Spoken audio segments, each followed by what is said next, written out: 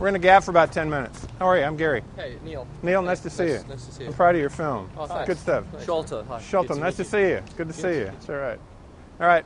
So whenever you guys will just share the microphone. Sure. We'll Okay. just And share. I'm just speaking to you, obviously. Yeah, right? yeah. Okay, We just cool. kind of ignore them and they go. But if they get up in your face, have fun with it. Okay. You can speak to it if you want. Back off. Here we go. 3, 2. Nice job in this film. I love this film so much, and I have to tell you that I giggled the first 5 minutes, and I don't know why, because it was such a shock to see the alien so quickly, and then I kind of giggled at it, and by the end of the film, I can't get this thing out of my head now.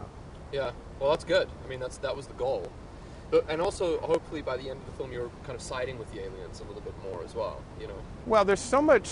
I don't want to read into anything, but there's so much because you made the film. You guys made it, but there's so much social conscience in the film. Yeah. I assume it's intentional, but I don't want to ever really assume. It is intentional, but what also was intentional was to try to not ram any of those ideas down people's throats. Like they would, all of those social issues that are a big part of South Africa would be in the fabric of the movie, but there wouldn't be like one particular message or, you know, my point of view, as opposed to like just an honest environment that all of this crazy stuff is happening inside of.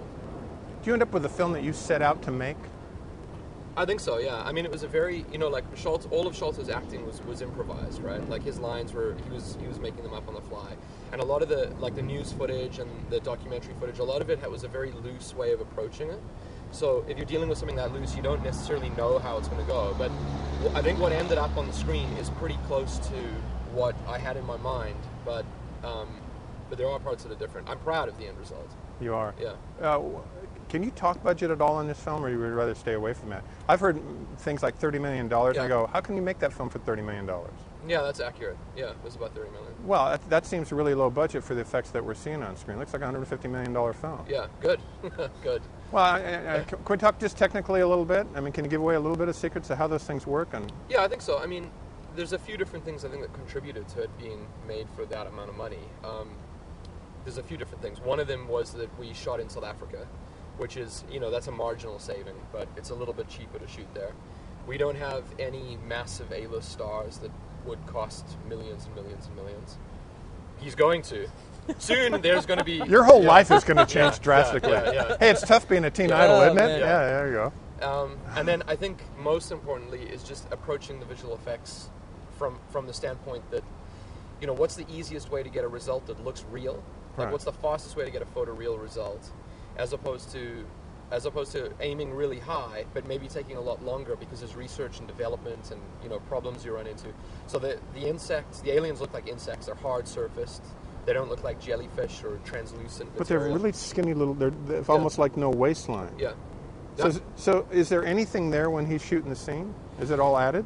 Well, Shaw can talk about that from an acting perspective, but from a directing perspective, he had an actor against him. Right. That the visual effects company, like, they would animate the motion of the guy that he was interacting with. So the other actor, they captured his performance, they painted him out, and then they put the digital alien back in. That's what I thought. Yeah. And it makes total sense. Yeah, I think what Neill was saying, because of the improvised nature, because all the dialogue is improvised, that was the thing that was important for me, was to have somebody that could improvise back, you know, so an actor that you're playing off. And so Neill was able to give me, when I needed it, in the emotional scenes or in the, you know, real engagement with the creature, I had somebody to bounce off. And in the action stuff, he worked in a loose enough way that it was just, we could kind of look at a scene and just say, okay, kind of run down there, yeah, the alien will be somewhere on your right hand side, and, you know, they worked around often what we wanted to do as actors and what Neill wanted from a directing point of view, rather than the other way around, where it's this sort of blue screen or green screen and you're very restricted as the actor. We could do a 4 or 5 minute take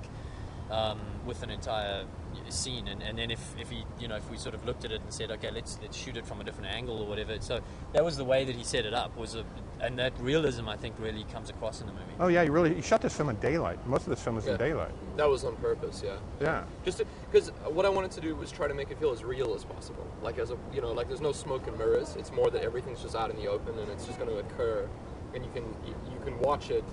Harsh sunlight on aliens. You can look at any part you want, and so that it didn't feel like the audience was being manipulated. Hopefully, I mean, that was the goal. Okay, it's just a logical question. How's that ship hovering if everything's turned off? Good question. No one's asked that. It's driving me crazy. Yeah. I think that there's it's almost it's not gravity, but the same way that gravity is a force that occupies our everyday life all the time, and is constantly working, right? It's a similar kind of idea to that, like some kind of antimatter or magnetism. Two magnets. Yeah, exactly. Like it's not going to go down any farther, but it's not going to go up any higher. Yeah. So there's listen to me adding logic to an alien ship over Johannesburg. It's good. Yeah. Good. Yeah, it worked. Okay, I want to talk to acting with you a little bit about this. Have you always been an improvisational actor? No, it's my first acting job. I'm not an actor. How many fingers am I holding up? You okay? Yeah, I'm fine. I'm good. That was 3, then 2, then 4, I think. When you look at the film now as the actor, what jumps out and pleases you the most?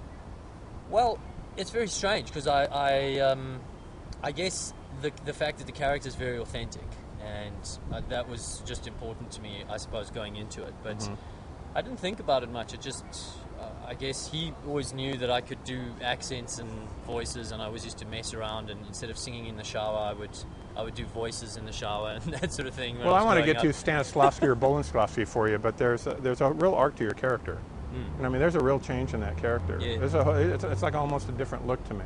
Yes, that's fun. That was a lot of fun, and it was grueling towards the end. But it was this guy who starts off as this very bureaucratic, conservative guy who's either questioned stuff and come up with answers that he thinks is right, or just totally naively has never questioned certain things. Certainly doesn't question what his company's doing. Blind loyalty. Just a loyalty, to his company. Blind loyalty in the sense that he's probably pretty much a racist in the early beginning. Well, you see, I would defend him though very much. I know you would. And but on the outside, because he's following the company line. Yeah, he's following the line, but he. And I think everybody does that. I think you do things because you think they're the right things, whether it's, you've been taught religiously or what your parents have told you or whatever. Your whole belief structure is part of your identity. And this character goes through the process of having his whole exterior support structure stripped away. He's only left with his own remaining sort of beliefs that then get severely tested in the environment. Oh, he's a different person at the end of the film. Yeah, as it should be. As it should be. Sci-fi films. You grew up on sci-fi films? Yeah, hugely. I mean, I did too. I was talking to somebody last night. I think the first 30 minutes of Close Encounters is stunning. But there's a million other films in there. Blade Runner's an old film, but it's kind of an eye popper. What's a banner early film or two for you? Well, far above everything else, and it's the two of them, is Alien and Aliens. Right. Like way higher. They're so good. Yeah. Because you have to have a good story and you have to have a good dialogue, or it doesn't work at all.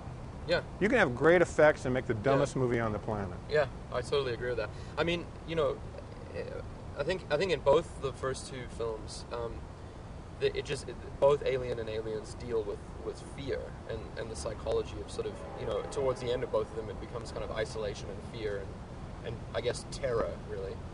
So there's a lot of it. There's a human sort of a human relationship with Ripley that you start to go through, and I think you're living that fear through her, really. So those two films are different though to the other kind of science fiction that I like, because those two just seem to be about the human condition, sort of about the fear and the this kind of oppressive creature that's trying to chew you up, versus science fiction that's kind of more of a social commentary, kind of War of the Worlds or even RoboCop to a certain extent. I kind of view them sort of separately. Sci-fi, nerd, geekery, and human psychology, and then relatively important social stuff. And they kind of fit into two categories. We turned on the fountains for you. Yeah. Hey, by the way, what's hotter, literally temperature-wise, Johannesburg or Dallas? Dallas. Dallas is hot. Yeah, Dallas probably takes it. I mean, you get. I think it's more humid here as well. Strangely enough, Joburg's got a really dry. Have you been to Texas before, either of you? I've never been. Is it what you thought it would be? It's, you get to drive from the airport to the hotel. We haven't seen enough yet, but it is close to what I thought. Yeah. Barbecue and cowboy boots. We haven't seen that yet. I kept saying, "Where's the cowboys?" Yeah, you don't see them in Dallas. Yeah. But if you go 30 miles outside of the city, you can't understand anybody. Really? Yeah, they're like fixing to go to the store. Yeah. I'm fixing to go here and stuff. Did you grow up here? No, I grew up in Oregon. Oh, okay. So I'm an Oregonian Texan, I guess, in that kind of sense. Wow. Hey, I'm really proud of you. Cool. Nice to see you. Good. Thanks Good for having film. us. Thank you, man. The more I think about this film, the better it gets, and I think that's one of the best things I can ever say about it. Yeah. Well, no, I really appreciate it, man. Thank you. May the force be with you. Live long and prosper. Thanks a lot. I don't know what that means. There they are. Thank you, Thanks gentlemen. very much. Thank you. Okay, ambushed on the street, uncut, uncensored.